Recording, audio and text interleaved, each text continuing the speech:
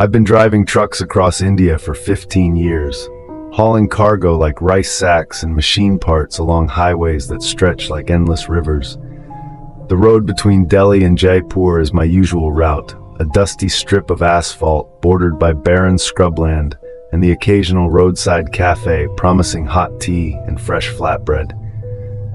I'm used to long nights, the rumble of my truck's engine, and the loneliness of the open road. But nothing could have prepared me for what happened at the place called Shadow Cafe. It was past midnight in early November 2024, and a heavy fog had settled over the plains, strange for Rajasthan's dry landscape.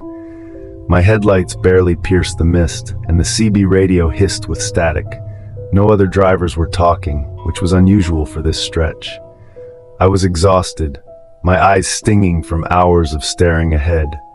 My old truck, nicknamed Star, groaned as I slowed down, searching for a place to rest. That's when I saw it, a flickering neon sign cutting through the fog. Shadow Cafe, open 24 hours. The sign glowed red, buzzing faintly with a crude drawing of a steaming teacup.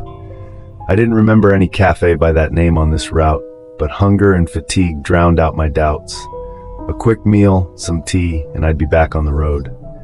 I pulled into the gravel lot, Star's tires crunching over loose stones. The cafe was a low, run-down building with peeling plaster walls and a tin roof. A single bulb hung outside, casting a weak, yellowish glow. There were no other vehicles, no bikes, no cars, not even another truck. Odd, but not impossible at this hour. I grabbed my jacket, locked the cab, and stepped out. The air was colder than it should have been, carrying a faint sour smell, like spoiled milk. Somewhere far off, a dog howled, its cry long and sorrowful. Inside, the cafe was dimly lit, with a few plastic tables and chairs scattered across a cracked concrete floor. A counter lined the back, behind which stood a man, tall, thin, his face half hidden by a scarf shadow. His eyes were sunken, almost hollow, and he didn't smile as I approached. "What's available?" I asked, my voice echoing in the stillness. He pointed to a chalkboard menu. Lentil stew, flatbread, potato stuffed bread, tea. Basic stuff. "One potato bread and tea," I ordered, settling onto a chair. He nodded and slipped into what I assumed was the kitchen, though I heard no clatter of pots or sizzling oil. The place felt wrong. The walls were bare except for a faded calendar from 2010, its edges curling like withered leaves. A small clay lamp flickered on the counter, its flame oddly steady despite the draft from the open door. I looked around, expecting to see other late-night travelers, but the cafe was empty. My phone had no signal, and the screen seemed dimmer than usual, as if the battery was draining too fast. I brushed it off. Old phones glitch sometimes. The man returned with a steel plate and a steaming potato-stuffed bread, golden and crisp, alongside a chipped cup of tea. The food smelled amazing, and my stomach growled. "What's your name?" I asked, trying to break the silence. He paused, his hands hovering over the counter. "Ramu," he said finally, his voice low and raspy, like wind over dry grass. I nodded, taking a bite of the bread. It was perfect, flaky, spiced just right, but the taste lingered strangely, like ashes in my mouth. The tea was too sweet, almost sickly, and left a metallic aftertaste. I ate quickly, eager to leave. Ramu watched me the entire time, motionless, his eyes locked on me like a hunter's. As I finished, I heard a faint sound, a giggle, high-pitched and childlike, coming from behind the counter. I froze. "Anyone there?" I called, thinking maybe Ramu had a kid back there. No response. The giggle came again, closer now from under my table. My pulse raced. I leaned down, expecting to see a stray cat or a rat, but there was nothing, just shadows pooling on the floor. When I sat up, Ramu was gone. The kitchen door swung slightly as if he'd just stepped through, but I hadn't heard footsteps. I tossed some cash on the table and stood, my chair scraping loudly. The clay lamp's flame danced wildly now, casting jagged shadows across the walls. I hurried outside, the cold air hitting me hard. The fog was thicker, nearly hiding Star's outline just 10 meters away. I climbed into the cab, locked the doors, and turned the key. The engine sputtered but wouldn't start. "Come on, Star," I muttered, trying again. Nothing. The battery was dead, which made no sense. I'd checked it in Delhi. Then I saw it. A figure stood at the edge of the lot, just beyond the headlight's reach. It was small, maybe a child, dressed in a white tunic that glowed faintly in the fog. Its head was tilted at an unnatural angle, like a doll with broken strings. I blinked, and it was closer. Standing by the cafe's door now, still as stone. My throat tightened. I grabbed my flashlight, but when I shone it toward the figure, it was gone. The CB radio crackled to life, spitting static and garbled words. "Run, Shadow, don't stop."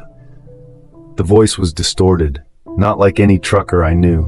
I slammed the radio off, my hands trembling. The air in the cab grew colder, my breath fogging despite the closed windows. Something tapped on the passenger side window, light, deliberate, like fingernails. I spun around, but no one was there. The tapping came again, faster, from the roof now, as if something was crawling above me. I grabbed my tire iron from under the seat and stepped into the fog. "Who's there?" I shouted, my voice swallowed by the mist. Silence. Then from the cafe, a low hum began, like a chant in a language I couldn't understand. The neon sign flickered, spelling shadow in sharp pulses.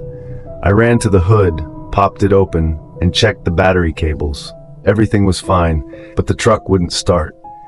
The humming grew louder, and now I heard footsteps, soft and uneven, circling me in the fog. I turned, tire iron raised, and saw them, shapes in the mist. Not one but many. Some were tall, others small, their outlines blurred but human-like. Their eyes glowed faintly like dying coals, and they closed in, silent except for the rustle of cloth. One stepped into the light, a woman in a tattered dress, half her face missing, the exposed bone gleaming. She smiled, her lips stretching too wide, and whispered my name. "Rakesh." I stumbled back, my heart pounding. I knew, somehow, that this place wasn't just haunted. It was cursed, a trap for tired travelers. The cafe, Ramu, the food, it was all a lure, something unnatural. I scrambled into the cab, slammed the door, and tried the ignition again. This time, Star roared to life, the engine's growl cutting through the hum. I didn't look back as I sped out of the lot, gravel flying behind me. The fog seemed to follow me, clinging to the truck as I raced down the highway. In the rearview mirror, I saw the neon sign flicker one last time before vanishing. The CB radio stayed silent, and my phone was dead, its screen black. I drove until dawn, not stopping until I reached a busy roadside cafe near Jaipur, filled with truckers and families. Only then did I feel safe enough to pull over. I asked the other drivers about Shadow Cafe. Most shook their heads, saying no such place existed on this road. But an old driver, his beard streaked with gray, leaned in close. "You're lucky, brother," he whispered. "That cafe, it's not for the living. They say it appears to those who drive alone, weary and lost. The spirits there feed on your soul, starting with your meal." He tapped his temple. "You ate their bread, didn't you?" I nodded, my stomach twisting. He sighed. "Burn your clothes when you get home, and don't drive that stretch alone again." I haven't been back on that road since. Star runs fine, but sometimes, late at night, I smell that sour, rotten odor in the cab, or hear a faint giggle from the cargo hold. My dreams are worse. Ramu's hollow eyes, the woman's broken face, and that child in the white tunic, always watching. I don't know what Shadow Cafe was, but one thing's certain. I'll never stop at an unfamiliar roadside cafe again, no matter how hungry I am.